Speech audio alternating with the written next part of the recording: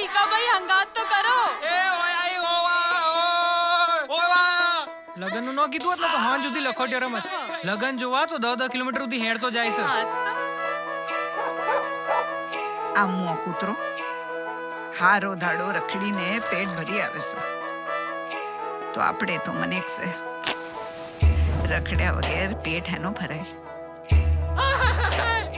વિકો બોલી ન થેકતો, એનાથી બોલાતું નથી.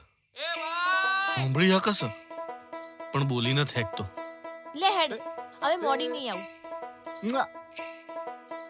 કાળું મૂળું લઈને જમીનમાં પુરાઈ રહેતી હોય તો તમાર બે હીરો ઉપરવાળાને ભરોસે.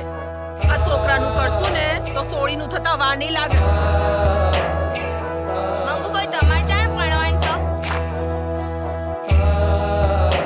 આપણી બૂન કોકનો છોકરો ભરકી જાય ને તો બીજું કોક હાથ નોખતા વિચાર જ કરો.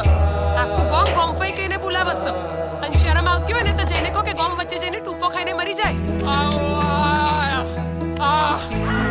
નેહા કલાક્ષી મારા છોકરાના. નેહા કલાક્ષી મારા બોબડા છોકરાના. એ આઈ વાવ આયો.